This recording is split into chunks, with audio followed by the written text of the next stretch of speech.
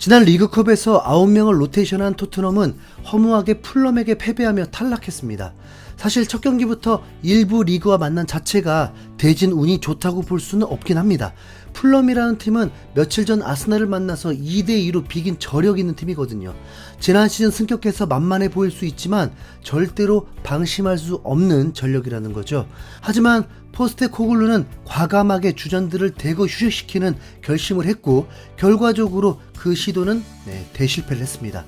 토트넘이 리그컵 2라운드 탈락한 건 과거 2005-2006 시즌 이후에 18년 만인데 그만큼 예상치 못한 결과가 나온 겁니다. 엔지 감독은 인터뷰에서 리그컵에 대해서 중요도가 떨어진다는 생각을 안 했다고 했지만 기본적으로 프리미어리그 소속의 풀럼과 붙는데 후보 선수를 9명이나 썼다는 것 자체가 이미 저도 상관없다는 뜻으로 보입니다. 아스톤 빌라 출신의 공격수 아그본 라운은 영국 매체인 토크스포츠에 출연해서 포스테코글루의 선택을 비판했는데요. 엔지 감독의 결정에서 중요한 점은 그가 지난 몇 시즌 동안 토트넘의 역사를 잘 알지 못했다는 것이다.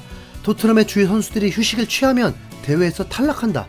지난 시즌에 토트넘은 케인이 휴식을 취한 컵대회에서 탈락했다라면서 엔지 감독이 빅리그 경험이 없어서 풀럼의 전력을 제대로 가늠하지 못했다고 했죠.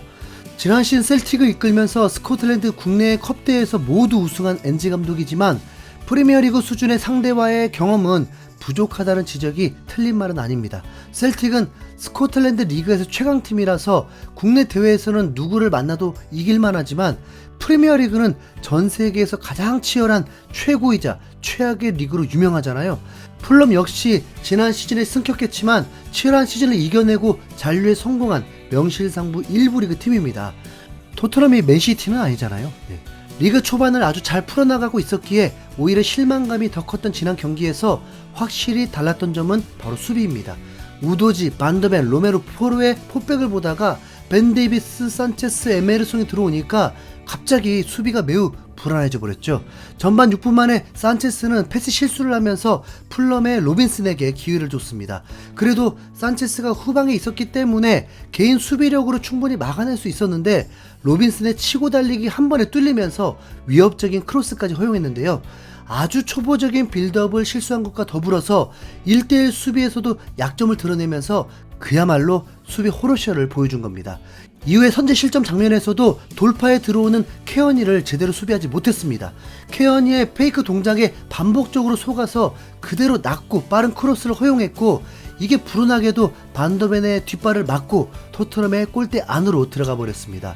애초에 케어니가 크로스를 올리지 못하게 바짝 붙어서 수비를 했다면 좋았겠지만 산체스가 두 차례의 페이크에 모두 속아서 편하게 크로스를 올릴 수 있게 해줬죠.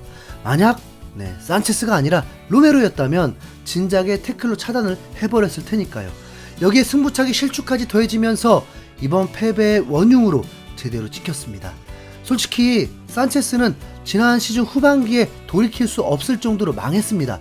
특히 31라운드였던 본머스전에서 부상당한 랑글렛 대신에 교체 투입됐다가 후반전에 다시 재교체를 당한 이후에는 토트넘 팬들에게 엄청난 야유를 받으면서 더 이상 팀에 남을 수 없다고 봤는데요. 엔지 감독이 새롭게 부임을 했던 게 오히려 산체스에게는 기회가 됐는지 바로 방출되지 않고 지금까지 버텼죠. 그러나 로메로와 반더벤의 조합을 보다가 시즌 개막 후 오랜만에 산체스를 보니까 역체감이라는 게 어마어마했습니다. 로메로와 반더벤이 정말 수비를 잘했구나, 안정적이라는 느낌이 이런 거구나를 다시 한번 뼈저리게 느낀 겁니다. 모르시는 분들도 있을 수 있는데 사실 산체스는 토트넘 영입 역사에 한 획을 그었던 선수입니다. 은돈벨레 영입 전까지 토트넘 역사상 가장 비싼 영입으로 기록됐거든요. 산체스의 이적료는 무려 4,200만 유로였습니다. 지금은 어떤지 정확히 모르겠지만 당시 이 금액은 토트넘 뿐만 아니라 아약스에게도 역대 최대의 이적료였을 정도죠. 지금 기준으로 4,200만 유로면 토트넘 이적료 순위 5위 안에 듭니다. 은돈벨레, 샬리송, 메디슨, 로메로, 그리고 그 다음이 산체스예요. 반더벤이 부대 조항을 빼고 4천만 유로니까 산체스가 반더벤보다 그때 더 비쌌다는 소리입니다. 도대체 누가 영입했길래 이런 말도 안 되는 비싼 금액에 산체스를 데려온 거냐 하겠지만 그때는 그럴만해 보였던 것도 사실입니다. 산체스는 유럽에 진출하기 전부터 바르셀로나에 관심을 받을 정도의 선수였고 아약스로 이적해서 곧바로 주전이 되면서 데뷔 시즌에 바로 리그 우승을 했습니다. 유럽 대항전인 유로파 리그에서도 준우승으로 아약스 올해의 손상을 수상하기도 했죠. 이때가 2017년 산체스가 21살 때입니다. 말하다 보니까 지금 시점에 반더벤과 스토리 자체는 매우 비슷하게 들리네요. 어쨌거나 2017년 당시에는 산체스에게 큰 돈을 투자할 만큼의 가능성은 충분히 있었던 유망주라는 겁니다. 하지만 토트넘 생활 7년차가 된 지금 산체스에게 더 이상 기회는 없습니다. 토트넘에 합류해서 지금까지 리그에서만 교체 포함 총 143경기를 뛰었는데 발전은커녕 오히려 퇴보해버렸거든요. 산체스 정도면 그래도 뭐 보통 아니냐라고 하시는 분들도 있을 수 있지만 산체스 수준의 수비수가 주전인 팀은 결코 챔피언스 리그에 나갈 수 없습니다. 지난 시즌 기준에 맨유와 뉴캐슬은 토트넘보다 득점이 더 낮았는데요.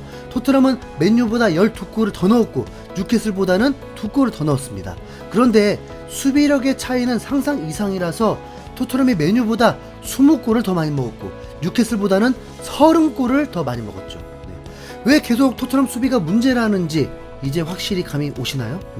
다이어와 산체스가 수비수로 출전하는 한 토트넘이 챔스에 가는 건 불가능합니다. 이 두 명을 쓰느니 차라리 새로 합류한 2005년생 유망주 필립스를 쓰죠. 그러면 실수하더라도 좀 귀엽게 봐주고 경험 쌓는다고 생각할 수라도 있습니다.